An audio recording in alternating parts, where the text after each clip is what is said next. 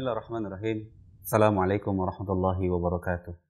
Alhamdulillah arsala rasulahu bil huda wa dinil haq liyudhhirahu 'ala ad-dini kullihi wa kafa billahi shahida. Wa asyhadu an la ilaha illallah wahdahu la syarika lah wa asyhadu anna nabiyyana Muhammadan abduhu wa rasuluhu la nabiyya ba'dah. Yaqulu tabaraka wa ta'ala ya ayyuhalladzina amanu taqullaha haqqa tuqatih wa la tamutunna illa wa antum muslimun. Amma ba'du fa inna khairal hadithi kitabullah wa khairal hadi hadi Muhammadin sallallahu alaihi wasallam wa syarrul umuri muhdatsatuha fa inna kulla muhdatsatin bid'ah fa inna kulla bid'atin dhalalah wa kulla dhalalatin finnar. Alhamdulillah, tidak ada kata yang pantas kita ucapkan di siang hari ini kecuali kita memuji Allah Subhanahu wa taala, dan tak lupa salawat dan salam kita sampaikan kepada Nabi kita yang mulia sallallahu alaihi wasallam beserta para keluarga, para sahabat serta para pengikutnya yang senantiasa istiqomah berpegang teguh di atas sunnah Nabi yang mulia sallallahu alaihi wasallam. Para pemirsa Ahsan TV dan kaum muslimin dimanapun Anda berada, senang sekali di hari ini Kamis kami menemani Anda kembali dalam program kajian rutin tentang Tafsir Al-Muyassar yang diasuh oleh guru kita Al-Ustaz Abu Ja'far Cecep Rahmat LC-MAG hafizahullahu ta'ala. Di kesempatan pagi hari ini kita masih melanjutkan tentang surat Al-Baqarah, dan insyaallah ta'ala di pagi hari ini kita akan melanjutkan di ayat berikutnya, yakni ayat 231 sampai dengan ayat 232. Dan seperti biasa, kami mengajak Anda untuk bisa bergabung dalam segmen soal jawab. Bagi pemirsa Ahsan TV yang ingin bertanya secara langsung, kami menyediakan dua nomor layanan telepon. Anda bisa menghubungi kami di nomor 021-891-06135. Atau Anda juga bisa menghubungi kami di nomor berikutnya di nomor 0811-900-7912. Atau Anda juga bisa bertanya melalui layanan pesan singkat, baik itu WhatsApp maupun SMS di nomor 0811-900-7913. Insyaallah nanti akan kami berikan kesempatan setelah Ustadz menuntaskan penjelasan di kesempatan pagi hari ini. Alhamdulillah kita telah terhubung dengan Ustadz, dan pada kesempatan hari ini beliau tidak sedang berada di rumah, di suasana yang berbeda. Kalau tidak salah sedang mengisi kajian kaum muslimah di Masjid Al-Mu'min Dukuh Jamrut. Baik, sebelum Ustaz memulai kajian kita sapa terlebih dahulu. Assalamualaikum warahmatullahi wabarakatuh, Ustaz. Waalaikumsalam warahmatullahi wabarakatuh. Gimana Ustaz, kabar antum, sehat Ustaz? Alhamdulillah, khair. Masyaallah. Alhamdulillah. Ini benar Ustaz ya, sedang berada di Masjid Al-Mu'min Dukuh Jamrut, Ustaz? Betul, oh, insyaallah, insyaallah. Sedang mengisi kajian nanti setelah live dari Ahsan TV, Ustaz? Ya, insyaallah kita ada kajian di sini. Oh, masyaallah, barakallahu fiik. Baik Ustaz, untuk menyingkat waktu, kami persilakan kepada Ustaz untuk memulai pembahasan di pagi hari ini. Kami persilakan, falyatafaddal masykuran.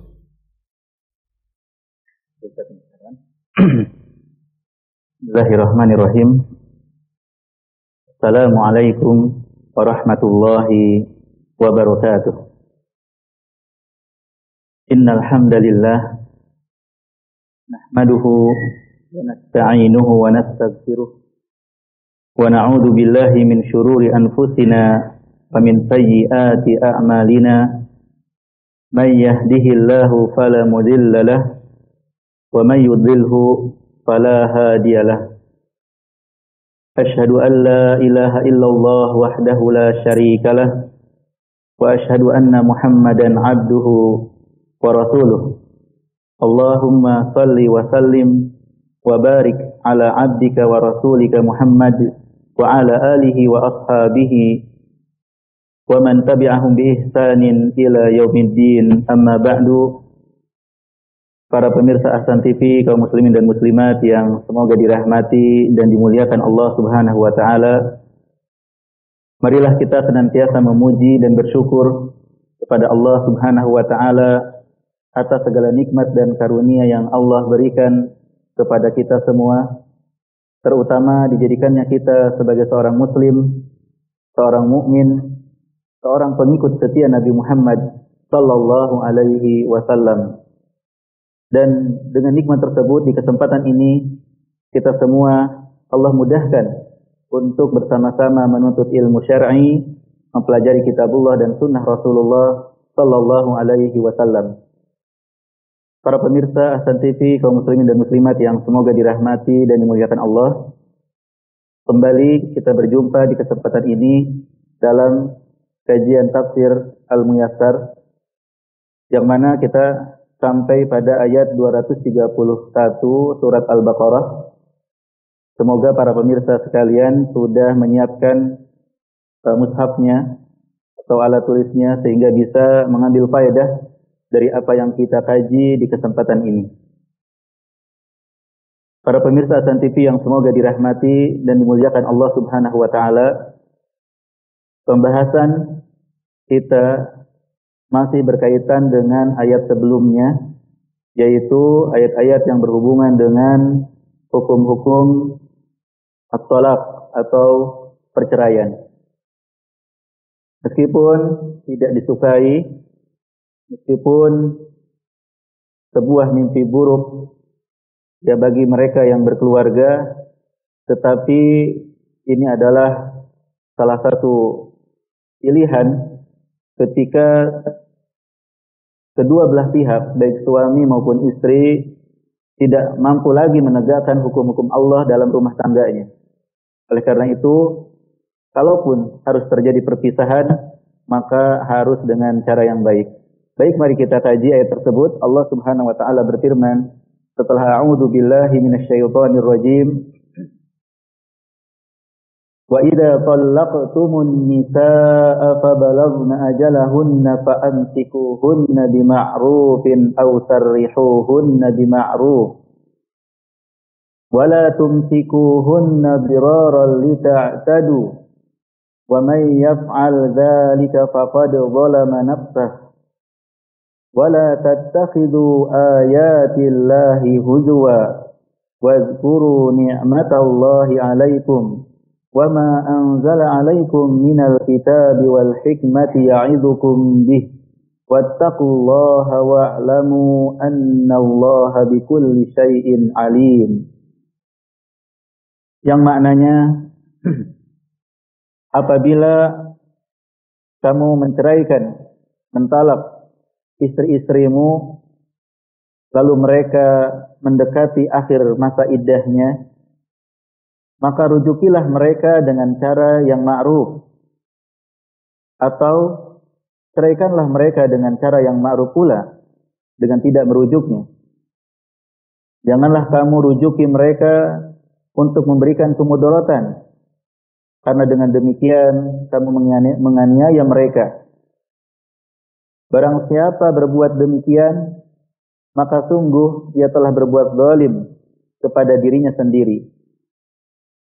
Janganlah kamu jadikan hukum-hukum Allah sebagai permainan. Dan ingatlah nikmat Allah padamu dan apa yang telah diturunkan Allah kepadamu, yaitu Alkitab, Al-Quran, dan Al-Hikmah, yaitu As-Sunnah. Allah memberi pengajaran kepadamu dengan apa yang diturunkannya itu. Dan bertakwalah kepada Allah, serta ketahuilah bahwasanya Allah Maha mengetahui segala sesuatu. Para pemirsa Ahsan TV, kaum muslimin dan muslimat yang semoga dirahmati dan dimuliakan Allah Subhanahu wa taala. Di dalam ayat ini Allah Subhanahu wa taala yang menjelaskan tentang mereka yang menceraikan istrinya dan hampir habis masa iddahnya. Allah Subhanahu wa taala perintahkan kepada mereka antara dua, fa'amsikuhunna bima'rufin aw sarrihuhunna bima'ruf. Pilihan yang pertama untuk merujuk mereka dengan cara yang baik sebelum masa iddah habis, atau sebagian ahli ilmu menyebutkan ketika masa iddah sudah habis, namun belum bersuci dari haidnya jika dia haid. Tetapi sebagian besar ahli tafsir menyebutkan sebelum masa iddah habis. Jika ya sebelum masa iddah habis, maka jika engkau berniat merujuknya, maka rujuklah dengan cara yang baik, yaitu dengan niat menunaikan hak-hak mereka sebagai istri, ya, dengan menunaikan kewajiban kepada mereka, mengayomi mereka, menjaga mereka, menafkahi mereka, mendidik mereka, dan ya berbagai macam muamalah yang baik kepada istri. Sebagaimana firman Allah Subhanahu wa taala, wa ashiruhunna bil ma'ruf, dan pergaulilah mereka dengan cara yang baik. Ini pilihan yang pertama. Ya, jika engkau sudah menceraikan istri-istrimu dan hampir habis masa iddahnya, pilihan yang pertama, engkau merujuknya dengan niat yang baik, menunaikan kewajiban sebagai suami dan memberikan hak-hak kepada istri. Atau pilihan yang kedua, ya, menceraikannya dengan cara membiarkannya, dengan cara tidak merujuknya hingga habis masa iddahnya. Dan itu pun harus dengan cara yang baik, ya. Tidak menjelek-jelekan mantan istrinya, memberikan mut'ah, berikan hak-hak, tidak menuntut apa-apa yang sudah diberikan kepada istrinya tersebut, dan lain sebagainya. Ya. Penuh dengan kedamaian. Ya. Berkumpul dengan cara yang baik, berpisah pun dengan cara yang baik. Dan Allah Subhanahu wa taala yang memperingatkan kepada para suami jangan sampai tujuan dalam merujuk istri-istrinya tersebut, ya, adalah untuk berbuat kemudorotan, ya, kepada para istri tersebut. Dirujuk istrinya tapi tidak ditunaikan hak-haknya. Dirujuk istrinya tapi tetap disakiti, ya, tidak diperlakukan dengan baik, tidak diberi nafkah lahir dan batin, dan lain sebagainya. Ya, tujuannya apa? Supaya si istri tidak betah dan mengajukan khulu dengan menyerahkan mahar kepada suaminya. Maka barang siapa yang melakukan demikian, ya, yang memudaratkan istrinya dengan cara merujuknya tapi tidak mempergaulinya dengan baik, ya, maka sungguh dia telah menzalimi dirinya sendiri.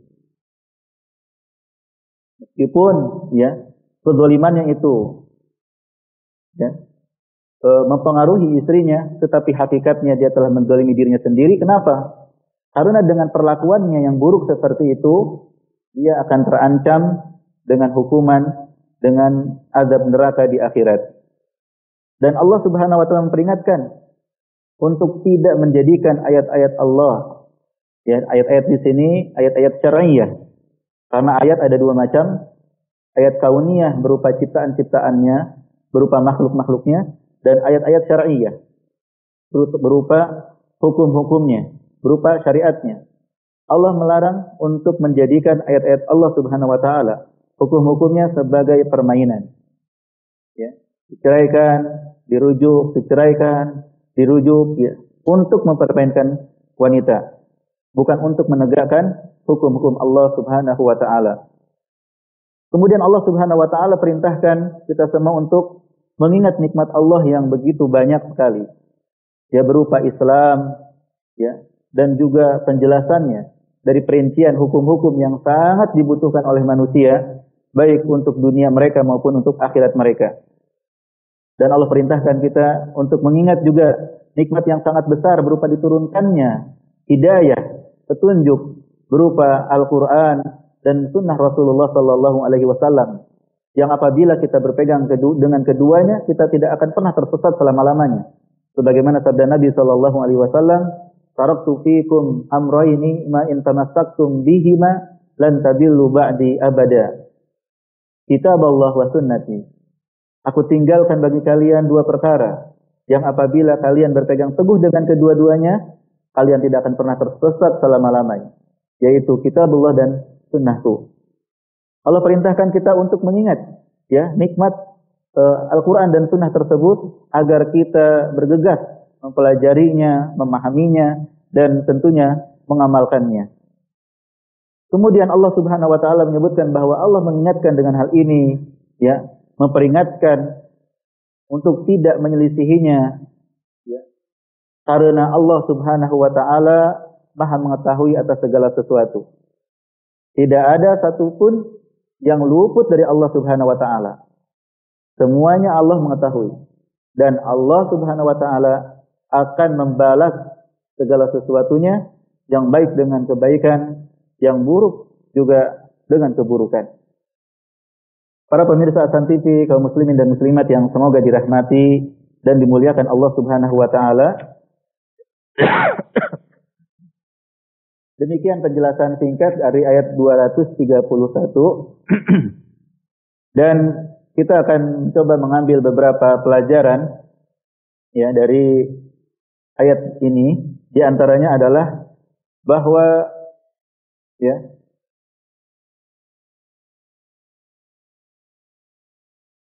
perceraian itu ya ada masa iddahnya, dan sudah dijelaskan di pertemuan-pertemuan sebelumnya terkait dengan masa iddah bagi wanita yang masih subur, ya, masa iddah mereka 3 quru, itu 3 kali suci atau 3 kali haid.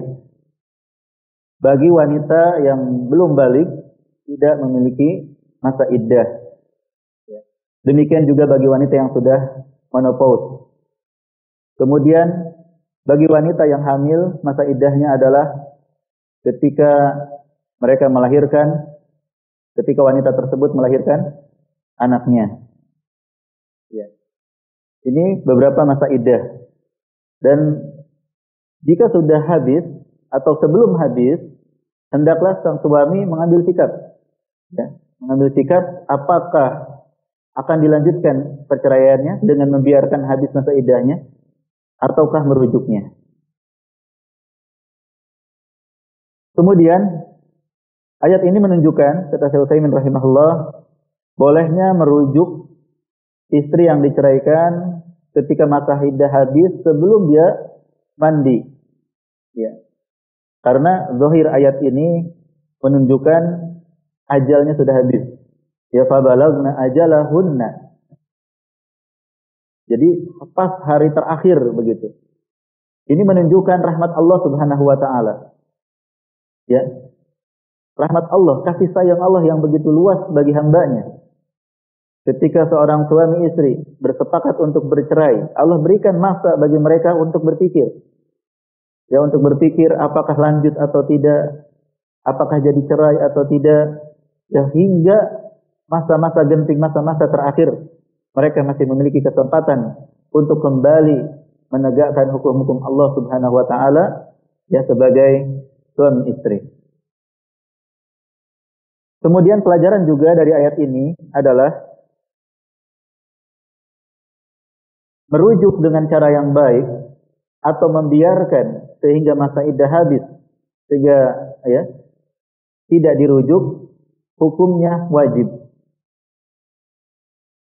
Artinya ya bagi mereka yang tidak merujuk dengan cara yang baik, dengan cara memudaratkan wanita, maka dia berdosa. Demikian juga yang menceraikan istrinya atau tidak merujuknya, ya, bagi yang membiarkan masa iddahnya habis dengan cara yang tidak baik, juga dia berdosa. Karena kewajiban seorang muslim ketika menceraikan istrinya adalah imma dia merujuk dengan cara yang baik atau membiarkan habis masa iddahnya dengan cara yang ma'ruf, dengan cara yang baik. Pelajaran selanjutnya,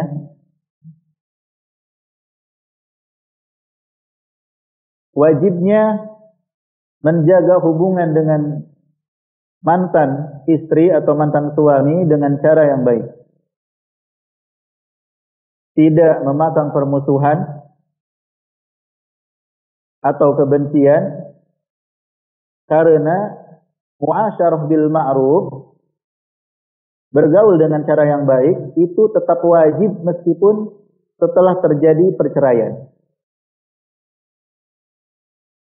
Dalilnya fa'amsikuhunna bima'rufin aw sarrihuhunna bima'ruf.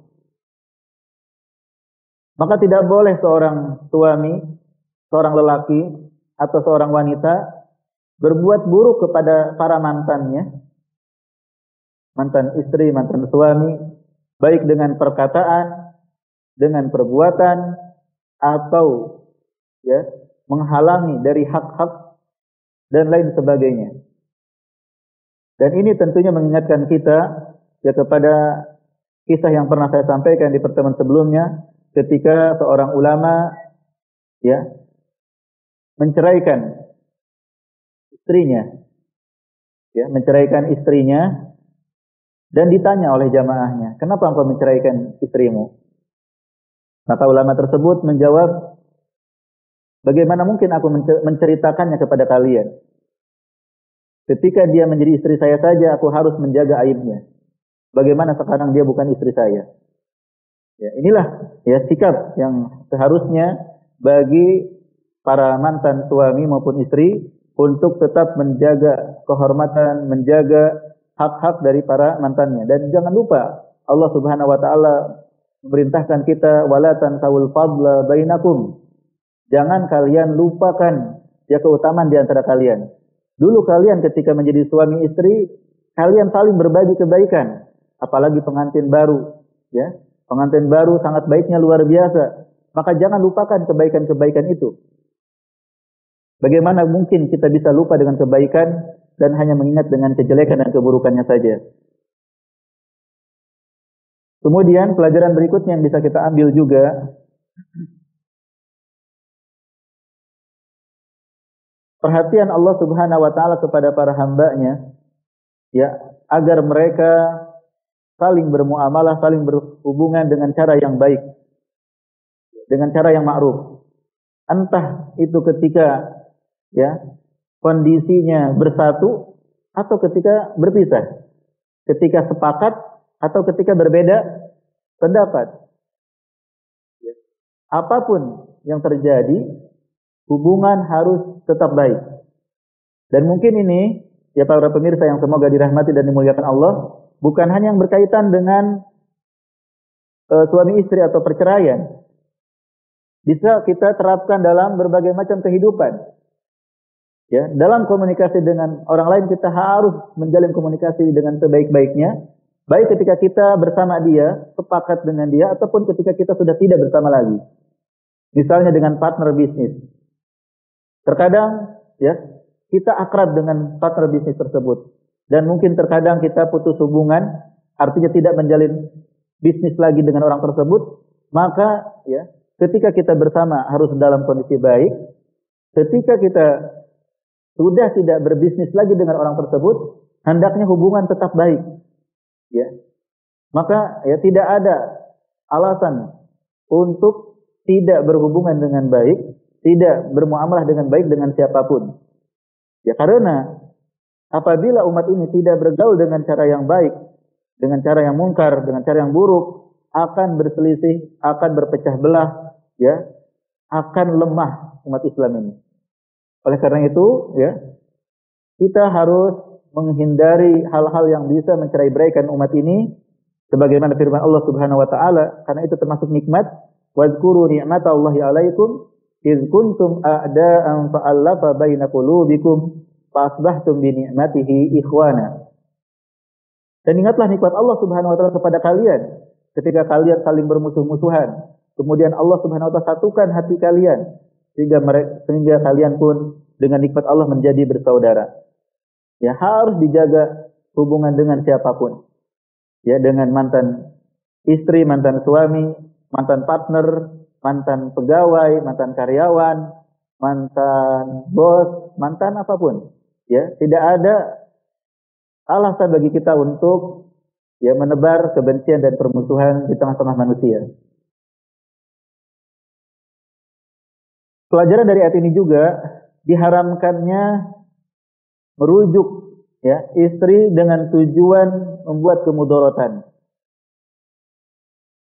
Itu tadi sudah disebutkan ya, merujuk istrinya sebelum masa iddah habis tapi tidak mau menunaikan haknya. Melainkan supaya si istrinya tersebut ya tidak tahan dan tidak kuat sehingga akhirnya menyerahkan mahar, mengembalikan mahar dengan cara hulu. Ya, jika ada lelaki yang sengaja seperti itu supaya istrinya hulu dan mengembalikan mahar, ya, dengan cara mendolimi si wanita tersebut, maka dia telah berbuat kezaliman yang sangat besar. Dan Allah Subhanahu wa taala dalam ayat ini menyebutkan siapapun yang bermuamalah dengan saudaranya dengan niat memberikan kemudaratan, keburukan, maka dia telah melampaui batas, ya, melampaui batas. Dan dia telah berbuat zalim. Ya, berbuat zalim kepada istrinya dan juga kepada dirinya sendiri. Kemudian para pemirsa yang semoga dirahmati dan dimuliakan Allah Subhanahu wa taala, ayat ini juga menunjukkan bahwa siapa saja yang berbuat maksiat, menyelisihi perintah dan larangan Allah Subhanahu wa taala, hakikatnya dia telah berbuat zalim kepada dirinya sendiri. Ya, maka tidak boleh seseorang mengatakan ketika berbuat maksiat, ya, saya bebas, terserah saya. Ya, saya mau maksiat atau tidak itu terserah saya. Saya ini yang melakukan dan saya akan sabar dengan azab. Maka ini tentu tidak benar. Ya. Kewajiban orang sekitar adalah menolong orang yang mendolimi walaupun itu kedoliman untuk dirinya sendiri. Ya. Walaupun itu kedoliman diri sendiri. Sebagaimana ya Rasulullah Shallallahu Alaihi Wasallam sabdakan, unsur akhaka zaliman atau madluman. Tolonglah saudaramu ketika dia berbuat zalim maupun ketika terzalimi. Ya, bagaimana menolong saudara kita ketika dia berbuat zalim walaupun itu terhadap dirinya sendiri, dengan cara mencegahnya, melarangnya, menghentikannya dari berbuat kezaliman. Kemudian ayat ini juga menunjukkan bahwa siapa saja yang menzalimi orang lain, hakikatnya dia mendolimi diri sendiri. Ya. Jika seseorang itu memahami bahwa apa yang dia perbuat, ya keburukan kepada orang lain itu menyakiti dirinya sendiri, bahkan sangat besar ancamannya, bukan hanya di dunia tetapi juga di akhirat, ya tentu dia akan berhenti dari berbuat kezaliman. Kemudian faedah dari ayat ini juga bahwa ayat-ayat Allah Subhanahu wa taala itu terbagi menjadi dua, ayat syar'iyyah dan ayat kauniyah. Ayat syar'iyyah adalah apa-apa yang datang dibawa oleh para rasul berupa syariat, ya berupa Al-Qur'an dan juga sunnah Rasulullah sallallahu alaihi wasallam. Ayat-ayat Allah syar'iyyah ini harus diperhatikan, harus dipelajari dan harus diamalkan. Adapun yang kedua adalah ayat kauniyah, yaitu berupa ciptaan-ciptaan Allah Subhanahu wa taala yang bisa kita lihat di langit dan di bumi, bahkan pada diri kita sendiri. Allah Subhanahu wa taala berfirman, "Wa fi anfusikum afala tubsirun." Dan pada diri kalian terdapat ayat-ayat Allah Subhanahu wa taala kauniyah, tidakkah kalian melihatnya? Ini ayat kauniyah. Dan semua ayat ini, kauniyah dan syar'iyah, semuanya menunjukkan tentang keesaan Allah Subhanahu wa taala. Ya, semuanya mengembalikan kepada satu kesimpulan bahwa Allah Subhanahu wa taala itu ya harus kita esakan dengan meyakini Allah satu-satunya pencipta, penguasa dan pengatur alam semesta ini, dengan beribadah hanya kepada Allah Subhanahu wa taala, dengan meyakini Allah memiliki nama-nama dan sifat yang agung, ya, yang berbeda dengan makhluknya. Kemudian pelajaran dari ayat ini juga disebutkan oleh Syekh Utsaimin rahimahullah, haramnya menjadikan ayat-ayat Allah Subhanahu wa taala sebagai senda gurau, sebagai permainan. Ya. Misalnya memperolok-olok ayat Allah Subhanahu wa taala berupa syariatnya. Ya, misalnya syariat salat diperolok-olok, syariat jilbab diperolok-olok, dijadikan permainan, termasuk syariat perceraian, ya, pernikahan dan perceraian dijadikan permainan. Ya, ini hukumnya haram. Ya. Dan yang demikian termasuk ciri dan sifat orang-orang munafik. Orang-orang yang suka mempermainkan, memperolok-olok dan mencela syariat Allah Subhanahu wa taala, ya, sebagaimana Allah sebutkan dalam surat At-Taubah ayat 65 dan 66, "Wala in sa'altahum la yaqulunna innama kunna nakhudu wa nal'ab. Qul abillahi wa ayatihi wa rasulihi kuntum tastahzi'un. La ta'tadiru qad kafartum ba'da imanikum." Apabila engkau bertanya kepada mereka, ya, orang-orang munafik tersebut, ya, kenapa engkau memperolok-olok? Ya, ayat ini berkaitan mereka memperolok Rasulullah sallallahu alaihi wasallam. Mereka akan menjawab, kami, ya, hanya bercanda, hanya bermain-main, ya, mengisi kekosongan dan bermain-main, bercanda. Katakanlah kepada mereka, apakah dengan Allah, dengan ayat-ayatnya, dengan Rasulnya, kalian memperolok-olok? Jangan kalian minta maaf, karena kalian telah kufur setelah keimanan.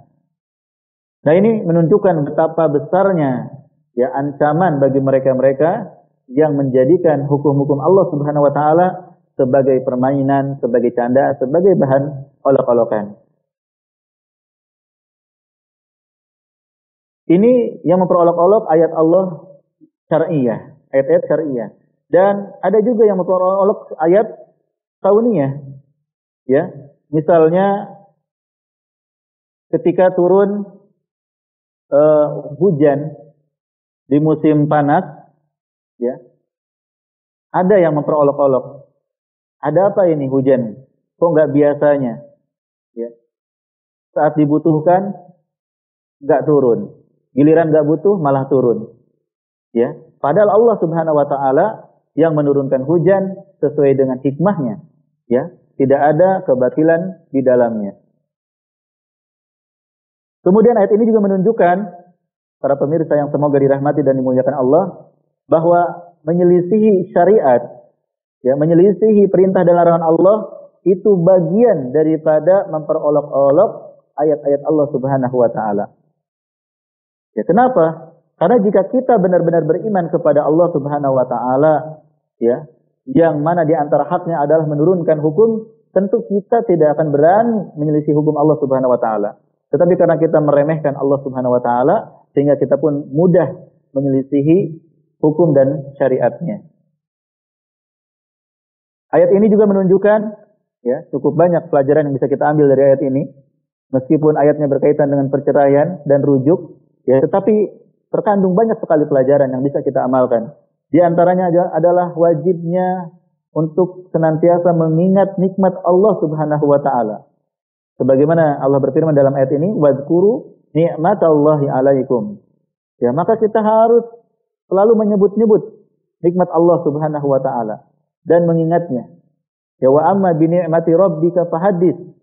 Adapun dengan nikmat Rabbmu maka ceritakanlah. Maka dengan lisan kita katakan bahwa ini nikmat Allah Subhanahu wa taala. Hadza min fadli Rabbi, ini keutamaan dari Allah Subhanahu wa taala. Secara hati kita yakin bahwa kita ini enggak mampu untuk bisa seperti ini.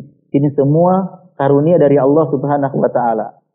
Dan, ya, dengan anggota badan kita menggunakan nikmat-nikmat Allah Subhanahu wa taala untuk ketaatan dan tidak menggunakannya untuk kemaksiatan. Allah sangat suka, ya, melihat pengaruh dari nikmat Allah Subhanahu wa taala pada hambanya. Kemudian ayat ini juga menunjukkan bahwa di antara nikmat Allah Subhanahu wa taala yang sangat besar adalah diturunkannya kitab Al-Qur'an dan juga Al-Hikmah, itu sunnah Nabi sallallahu alaihi wasallam.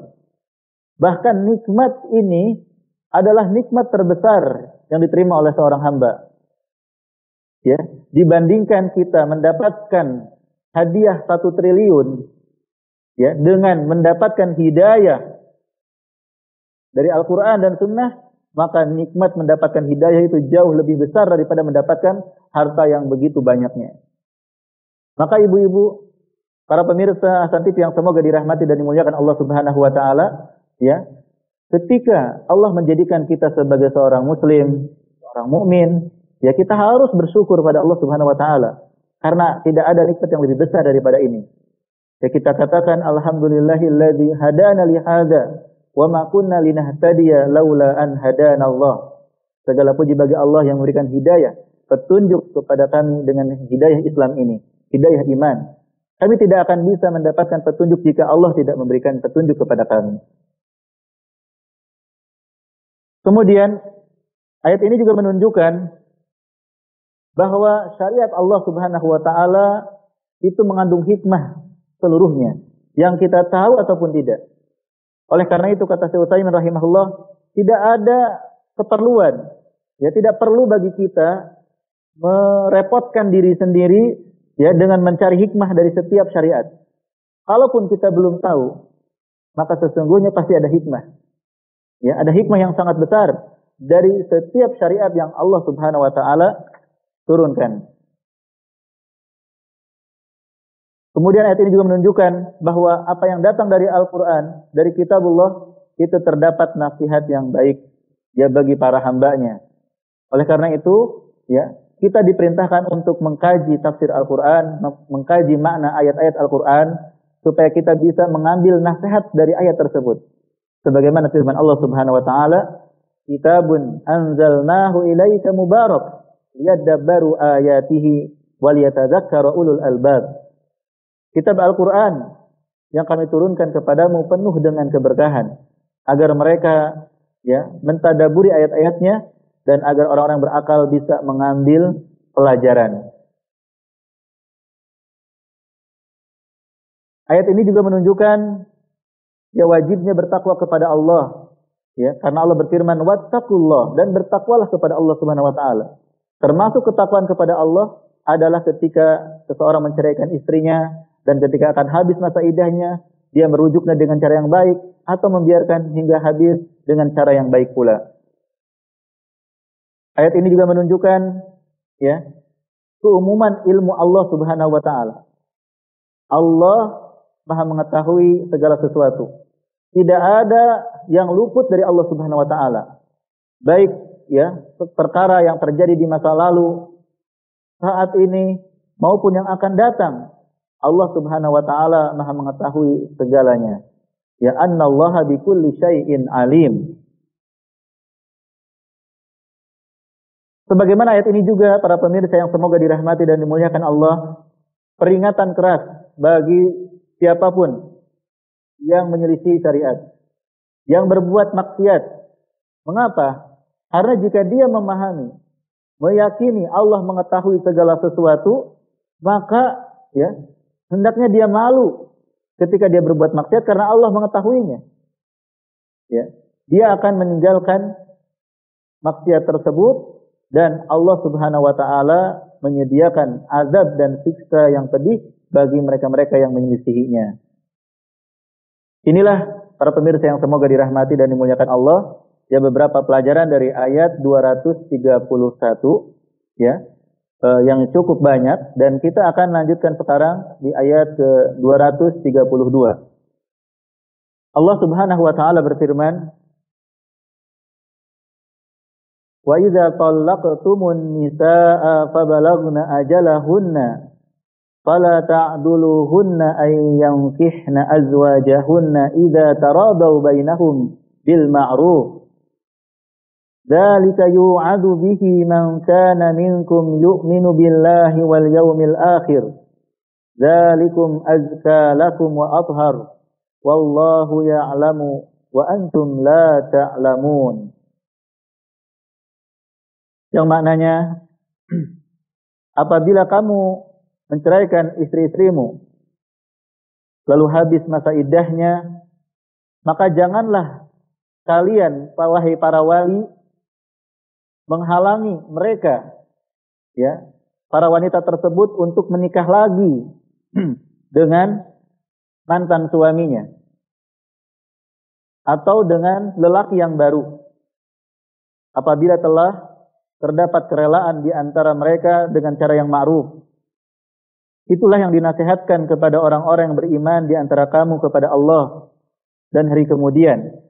Itu lebih baik bagimu dan lebih suci. Allah mengetahui, sedangkan kalian tidak mengetahui.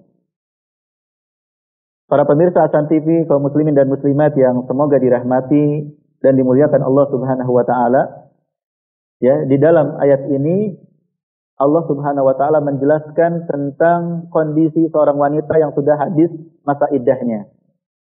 Ya, dan wanita tersebut sebagaimana kita jelaskan di ayat-ayat sebelumnya bahwa wanita yang bercerai itu cenderung ingin menikah lagi dengan cepat.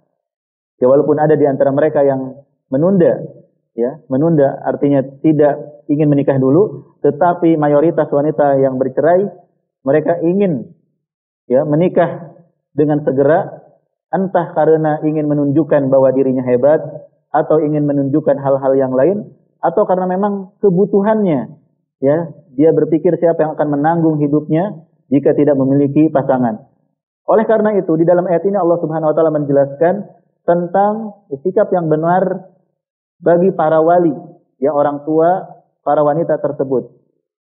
Apabila para lelaki, para suami telah menceraikan istri mereka, ya, yang mana cerainya itu bukan cerai, bukan tolak bain, ya bukan cerai 3, talak 1 atau talak 2. Kemudian habis masa iddahnya, yang memungkinkan bagi mantan istrinya untuk rujuk kembali, ya, yang memungkinkan untuk rujuk kembali dengan akad baru atau dengan mahar baru, ya, maka para wali, ya Allah Subhanahu wa taala larang jangan mempersulit para wanita tersebut. Jangan mempersulit para wanita yang ingin segera menikah tersebut, ya. Imma ingin kembali kepada mantan suaminya, ya, karena kadang-kadang setelah tidak ada, ya baru sadar, oh ternyata lebih baik punya suami, ya. Dan suaminya juga mengajak untuk kembali, mantan suami mengajak untuk kembali lagi. Maka dia ingin kembali kepada mantan suaminya. Jangan kalian larang wahai para wali. Atau para wanita tersebut punya calon-calon suami yang lain, yang bukan mantan suaminya, juga jangan dipersulit dan jangan dilarang, ya, untuk menikah selama, ya, mereka saling ridho satu sama lain. Ya, baik si wanita janda ini ridho dengan laki-laki tersebut, entah mantan suaminya atau laki-laki yang baru, demikian juga laki-laki tersebut juga ridho, artinya suka sama suka, ya, antara keduanya. Para pemirsa Hasan TV yang semoga dirahmati dan dimuliakan Allah Subhanahu wa taala, ya. Larangan Allah Subhanahu wa taala kepada para wali untuk mempersulit wanita yang janda yang sudah bercerai untuk menikah kembali, ya, karena hal itu bisa memudaratkan wanita tersebut. Ya, karena kebutuhan wanita yang janda itu jauh lebih besar dibandingkan wanita yang masih gadis untuk menikah. Terlebih mereka pernah merasakan, ya, sesuatu dalam pernikahan mereka. Dan yang demikian tersebut, ya, akan terlaksana jika mereka beriman kepada Allah dan juga beriman kepada hari akhir. Artinya para wali yang melarang, ya, wanita yang di bawah tanggungannya, putri-putrinya atau siapapun yang di bawah tanggungannya yang janda untuk menikah kembali, itu menunjukkan kurangnya iman mereka kepada Allah dan kurangnya iman mereka kepada hari akhir.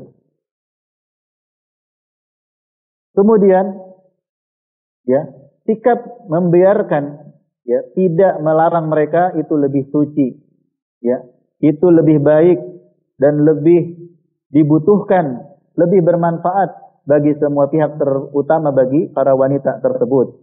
Dan Allah Subhanahu wa taala mengetahui, ya, apa-apa yang maslahat bagi hambanya, ya, kebaikan bagi hambanya, sedangkan kalian wahai para wali yang melarang-larang itu kalian tidak mengetahui sedikit pun.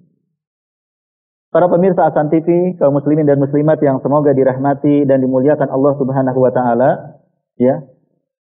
Di dalam ayat ini kita bisa memahami bahwasanya ya fenomena yang ada sebagian wali itu sering melarang orang-orang di bawahnya, orang-orang di bawah tanggungannya untuk menikah, ya, untuk menikah, terutama menikah dengan mantan suaminya.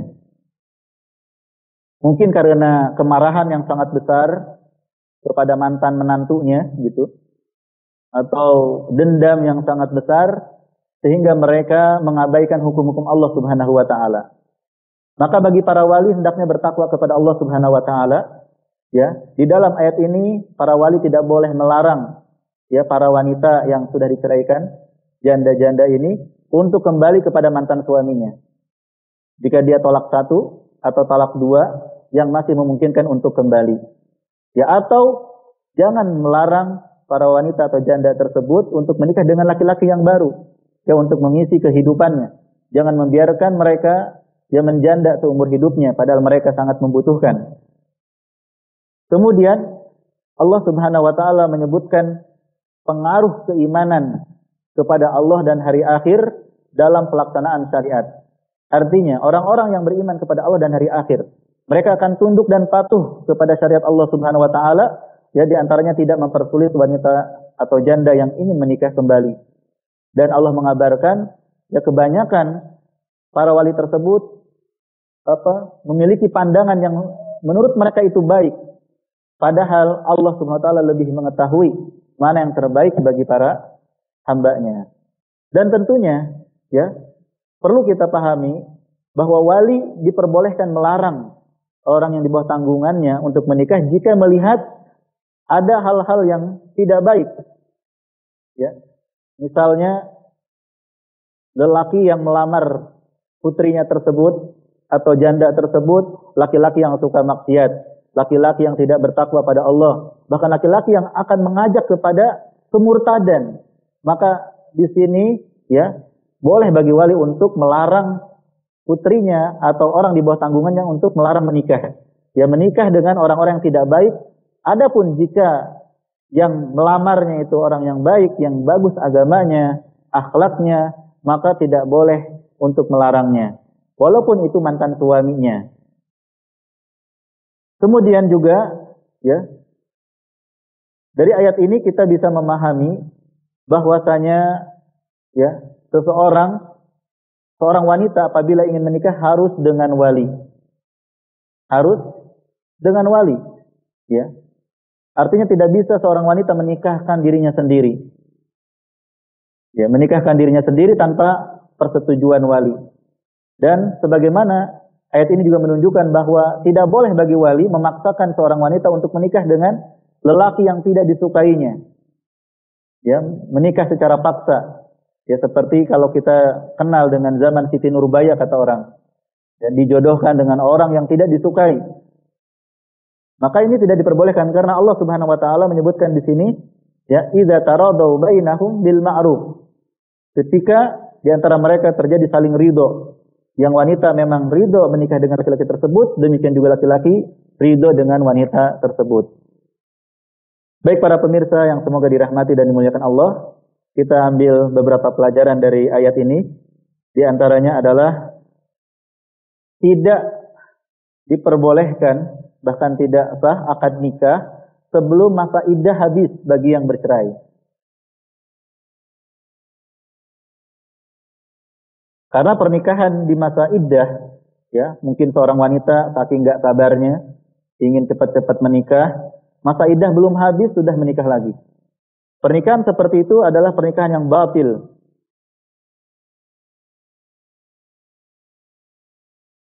Maka harus sampai habis masa iddah terlebih dahulu.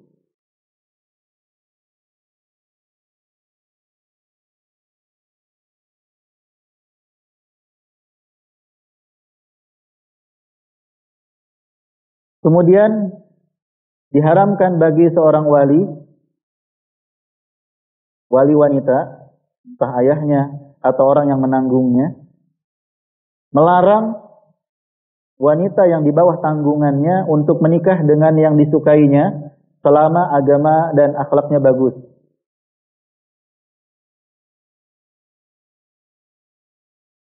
Dan sebaliknya, tidak boleh bagi para wali memaksa wanita di bawah tanggungannya untuk menikah dengan orang yang tidak disukai, tidak diridhoi. Jadi dalam Islam tidak ada paksaan kepada anak perempuan, kamu harus nurut sama orang tua, nikah sama ini. Padahal anaknya tidak setuju. Anaknya tidak mau. Harus dengan izin dan persetujuan anaknya.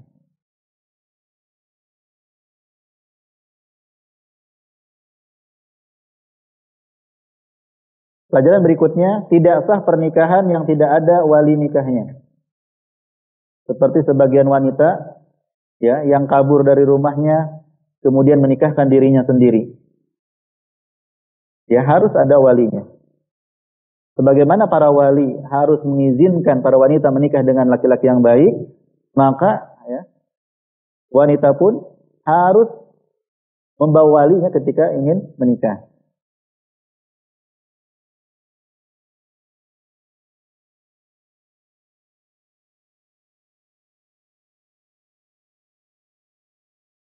Kemudian di antara syarat sahnya nikah adalah adanya keridhaan antara kedua mempelai, baik suami maupun istri. Dengan dalil ayat ini, idza taradau bainahum bil ma'ruf. Dan ini kata Syekh Utsaimin berlaku bagi yang gadis maupun yang sudah janda. Yang gadis maupun yang janda harus dengan keridhaan suami dan istri, kedua mempelai. Tidak ada kawin paksa dalam Islam. Meskipun walinya itu bapaknya atau yang lainnya. Dan ini pendapat yang rajih kata beliau. Kata beliau, Syekh Utsaimin rahimahullah, ini pendapat yang kuat bahwa tidak boleh bagi bapak atau bagi wali untuk memaksa seorang wanita menikah dengan orang yang tidak disukainya. Sebagaimana hadis yang sangat masyhur, tidak boleh seorang janda dinikahkan kecuali dengan izinnya, dan demikian juga seorang gadis tidak boleh dinikahkan kecuali dengan izinnya. Bagaimana izin seorang gadis? Yaitu dengan melihat dia diam. Kamu mau nikah sama dia diam terus si gadis. Maka itu tanda si gadis tersebut mau. Tapi kalau janda, tandanya mau, sangat berani janda itu. Anda mau menikah dengan dia, sangat mau. Sangat beda dengan gadis. Gadis masih malu-malu.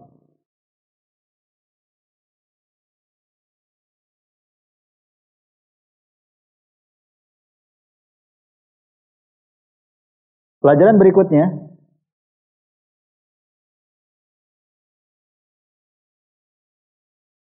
ketika seorang wanita ridho menikah dengan seorang laki-laki namun tidak dengan cara yang baik, bahkan munkar, maka tidak boleh dituruti. Seorang wanita suka sama seorang laki-laki, tapi bukan cara yang ma'ruf, dengan cara yang munkar. Misalnya laki-laki fasik, laki-laki berbeda agama, yang akan mengajaknya kepada kemurtadan, maka itu tidak diperbolehkan bagi seorang wali untuk menyetujui. Ayat ini juga menunjukkan penetapan adanya hari akhir, hari kiamat. Karena Allah menyebutkan man kana minkum yu'minu billahi wal yawmil akhir. Bagi siapa di antara kalian yang beriman kepada Allah dan hari akhir. Dan termasuk keimanan kepada hari akhir adalah keimanan kepada segala kejadian setelah kematian.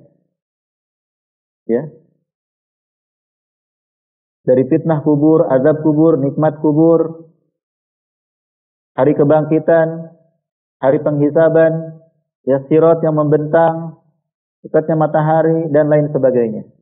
Itu harus kita imani. Ayat ini juga menunjukkan bahwa penerapan hukum-hukum syariat itu bisa mensucikan ya jiwa seseorang. Ketika seorang laki-laki atau wanita yang melaksanakan perintah Allah dan meninggalkan larangannya, itu bisa membersihkan jiwa, membersihkannya dari dosa-dosa dan juga maksiat. Kemudian ayat ini juga menunjukkan keterbatasan ilmu manusia. Sehebat apapun dan sepintar apapun, tetap ilmunya sangat sedikit. Ya, dibandingkan ilmu Allah Subhanahu wa taala. Allah berfirman, "Wallahu ya'lamu wa antum la ta'lamun." Allah mengetahui sedangkan kalian tidak mengetahui. Sehingga seseorang tidak boleh tertipu dengan dirinya, merasa dirinya paling alim, paling mengetahui, karena sesungguhnya di atas orang yang berilmu ada yang lebih berilmu. Wallahu a'lam bishawab. Para pemirsa yang semoga dirahmati dan dimuliakan Allah Subhanahu wa taala, ya inilah ya penjelasan dari dua ayat surat Al-Baqarah ayat 231 dan 232. Insyaallah kita akan lanjutkan di kesempatan berikutnya, di ayat-ayat berikutnya, masih berkaitan dengan hubungan suami istri ya yang harus kita perhatikan dan kita amalkan. Saya kembalikan kepada moderator Abdul Rahman, tafadhol. Nah, Ustaz, barakallahu fiik wa jazakumullahu khairan atas penjelasan yang telah disampaikan oleh Ustaz terkait dengan tafsir atau penjelasan di surat Al-Baqarah ayat 231 dan ayat 232. Mudah-mudahan kita bisa mengambil poin-poin penting dari apa yang disampaikan oleh Ustaz. Barakallahu fiik. Baik para pemirsa Hasan TV dimanapun Anda berada, kami memberikan kesempatan bagi Anda untuk bisa bergabung dalam segmen soal jawab. Bagi pemirsa yang ingin bertanya secara langsung, kami persilahkan untuk bisa menghubungi dua layanan telepon di nomor 021 89106135, atau Anda juga bisa bertanya di nomor satunya di nomor 0811 9007912. Atau Anda juga bisa bertanya melalui layanan pesan singkat di nomor 0811907913. Baik, sambil kita menunggu penelpon dari pemirsa, kita akan bacakan beberapa pertanyaan melalui pesan singkat yang sudah masuk, Ustaz. Yang pertama, Ustaz, dari Fulana, sepertinya dari salah satu jamaah yang hadir di Masjid di Al-Mu'min di Duku Jamrut. Beliau bertanya, "Assalamualaikum warahmatullahi wabarakatuh. Ustaz, jika seorang wanita yang mendapatkan ujian bahwa akhir-akhir ini suaminya sedang futur, bagaimana bahkan memakai celana menutupi mata kaki dan masih merokok di belakang sang istri. Kemudian si istri memberikan nasihat dengan cara baik, tapi suami sering emosional dalam menyikapi hal tersebut. Apa yang sebaiknya harus dilakukan oleh seorang istri, Ustaz, selain mendoakan suaminya? Syukron, jazakumullah khairan, mohon nasihat dari antum." Jazakallahu khairan Ibu atas pertanyaannya dari Ibu yang hadir di Masjid Al-Mu'min di Jamrut terkait dengan suaminya yang futur dan bagaimana cara menasehatinya. Para pemirsa Hasan TV, kaum muslimin dan muslimat yang semoga dirahmati dan dimuliakan Allah Subhanahu wa taala. Futur itu ya berbeda dengan intikas.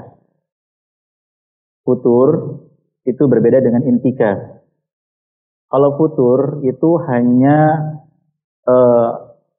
lemah iman yang tidak sampai kepada kemaksiatan, tetapi hanya sampai pada meninggalkan amalan-amalan yang sunnah dengan tetap mengerjakan kewajiban. Ya, itu futur. Misalnya biasanya ngaji jadi nggak ngaji, biasanya sholat malam jadi tidak sholat malam, biasanya baca Quran jadi tidak baca Quran, itu futur.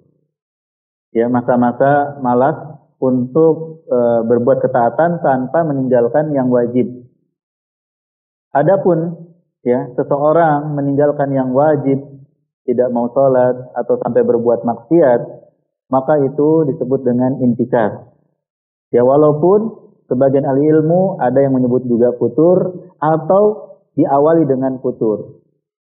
Maka para pemirsa yang semoga dirahmati dan dimuliakan Allah, ya, sebagaimana kita ketahui al-imanu yazidu wa yanqus, iman itu bertambah dan berkurang, yazidu bi ta'ati wa yanqusu bil ma'siyah, bertambah dengan ketaatan dan berkurang dengan kemaksiatan. Maka sebab daripada melemahnya iman seseorang, ya suami ibu yang ditanyakan, itu adalah kemaksiatan-kemaksiatan. Ya, kemaksiatan-kemaksiatan itulah yang menjadikan iman semakin lemah dan semakin membawa seseorang kepada kemaksiatan yang lebih jauh dan lebih besar lagi. Oleh karena itu, perlu upaya-upaya untuk meningkatkan keimanan. Ya, perlu upaya-upaya untuk meningkatkan keimanan. Jadi antaranya adalah ya dengan hadir di majelis ilmu. Karena di majelis ilmu akan dibacakan ayat-ayat Al-Quran dan sunnah Nabi SAW. Dan Allah berfirman, wa idza tuliyat alaihim ayatuhu zadathum imana. Apabila dibacakan kepada mereka ayat-ayat Allah Subhanahu wa taala, iman mereka akan bertambah. Maka di majelis ilmu akan mendengarkan ayat Al-Quran yang dengannya mereka akan bertambah keimanan mereka. Ya, selain ngajak di ke majelis ilmu kembali, dan alhamdulillah sekarang ya sudah mulai kajian-kajian yang offline yang itu lebih baik daripada online, maka ajak ya suaminya untuk hadir kembali ke majelis ilmu. Yang kedua, ya, melakukan ketaatan-ketaatan walaupun kecil, walaupun sedikit. Ya. Misalnya mendengarkan murotal. Pilih murotal yang sangat enak dan merdu suaranya dan nyaman, ya kita dengarkan. Mungkin bersama-sama atau mungkin di-setel saja di rumah. Ya. Karena tidak sedikit orang yang tadinya suka berbuat maksiat, kemudian dia mendengarkan bacaan Al-Quran, dia murotal Al-Quran, kemudian tiba-tiba hatinya tergerak dan ingin bertaubat dan mengeluarkan air mata di pipinya. Kenapa? Karena mendengarkan ayat, padahal dia tidak mengerti apa makna dari ayat tersebut, tetapi dia mendengarkan ayat-ayat Allah Subhanahu wa taala. Ya, jadi ketaatan akan membawa seseorang kepada peningkatan iman. Oleh karena itu, ya, perbanyak ketaatan kepada Allah Subhanahu wa taala. Kemudian yang ibu bisa lakukan juga adalah ya coba berkunjung kepada teman-teman yang soleh. Ya. Saling mengunjungi antara teman yang soleh. Teman yang soleh itu baru melihatnya saja sudah nambah iman. Sudah membuat kita termotivasi untuk melakukan kebaikan dan ketaatan. Itu teman yang soleh. Maka kita coba agendakan, hubungi teman di hari libur, berkunjung ke rumah mereka, ya, untuk saling berbagi, saling menasihati dan mengingatkan kembali. Ya, dan jangan lupa untuk berdoa kepada Allah Subhanahu wa taala ya bagi suaminya dengan tidak putus asa terus-menerus menasihati, ya, tidak langsung to the point, tidak langsung kepada inti permasalahan, masalah rokok, masalah ini tidak perlu, tapi cukup nasihat kepada hal-hal yang bisa meningkatkan iman.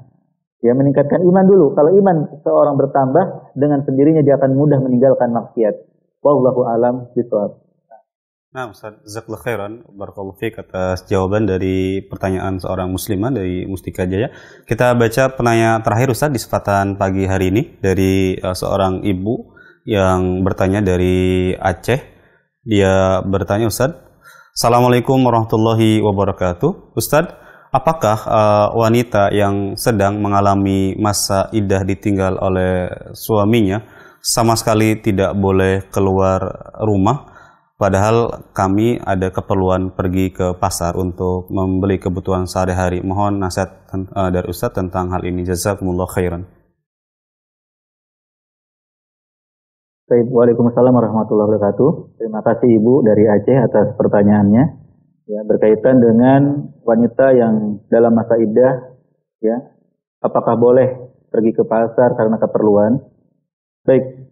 Kaum muslimin dan muslimat, para pemirsa Hasan TV yang semoga dirahmati dan dimuliakan Allah, ya. Seorang wanita yang masih masa iddah, hendaknya mereka ya lebih menjaga diri, menghindari bersolek dan berkeliaran tanpa ada keperluan. Akan tetapi, jika seorang wanita ya yang di masa iddah memiliki keperluan yang sangat mendesak dan tidak ada yang bisa membantunya, maka diperbolehkan baginya untuk melakukan keluar rumah seperti yang ditanyakan, pergi ke pasar untuk membeli barang kebutuhan sehari-hari. Maka itu tidak mengapa, ya. Tetapi jika masih bisa dibeli di warung, maka yang terdekat itu lebih utama. Dan apabila ada orang yang bisa diminta tolong, maka yang lebih utama tetap tinggal di rumah dan minta tolong ke orang tersebut untuk membelikan kebutuhan atau keperluannya tersebut. Ya.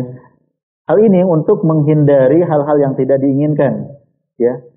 Di antaranya adalah tidak sedikit ketika seorang janda, seorang itu diceraikan dari masa iddah, itu tidak sedikit beberapa mata lelaki yang tertuju kepadanya. Ya, ini janda. Maka mereka pun berkeinginan. Ya, bahkan di antara mereka mencoba melamar padahal masa iddah belum habis. Ya. Nah, ini untuk menghindari hal yang demikian sehingga akhirnya terjadi hal yang tidak diinginkan, terlebih jika seorang wanita tergoda hingga akhirnya dia berbohong dan mengatakan masa iddah saya sudah habis padahal belum. Maka ketika mereka tinggal di rumah itu lebih aman bagi mereka dan aman bagi yang lainnya, ya, hingga masa iddah itu habis. Dan insya Allah akan ada hukum-hukum berkaitan dengan masa iddah mungkin di beberapa ayat selanjutnya, ya, terutama bagi yang suaminya meninggal, berapa lama masa iddahnya dan apa saja yang tidak boleh dilakukan. Insya Allah di kesempatan yang akan datang. Wallahu a'lam bishawab. Nah, Ustaz, barakallahu fiik wa jazakumullahu khairan atas jawaban dari pertanyaan seorang ibu di Aceh. Mudah-mudahan bisa dipahami oleh beliau. Baik, Ustaz, karena waktu yang terbatas, mungkin ada ikhtitam dari Ustaz atau cukup? Ikhtitamnya mungkin ya kepada para suami dan istri ya, yang masih Allah jaga kebersamaan mereka, hendaklah mereka bersyukur dan menjaga hubungan mereka dengan sebaik-baiknya agar tidak terjadi perceraian. Dan kalaupun ya harus terjadi perceraian, maka ingatlah ayat ini agar ya semuanya dilakukan dengan cara yang baik-baik. Ya, bersama dalam kebaikan, berpisah dalam kebaikan. Wallahu a'lam bishawab. Ya, semoga apa yang kita kaji di kesempatan ini bermanfaat. Jazakumullahu khairan. Barakallahu fiikum.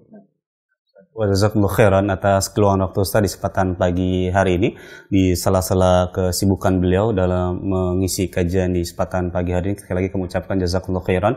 Dan tak lupa juga kami ucapkan jazakumullahu khairan kepada seluruh pemirsa Ahsan TV yang terus menyimak tayangan kajian yang disiarkan langsung oleh Ahsan TV. Mudah-mudahan bisa mengambil poin-poin penting dari nasihat-nasihat yang disampaikan oleh para ustadz-ustadz kita. Mungkin ini saja yang bisa kami sampaikan. Mohon maaf jika ada kekurangan. Kita tutup kajian ini dengan doa kafaratul majlis. Subhanakallahumma wa bihamdika asyhadu an la ilaha illa anta astaghfiruka wa atubu ilaik. Assalamualaikum warahmatullahi wabarakatuh.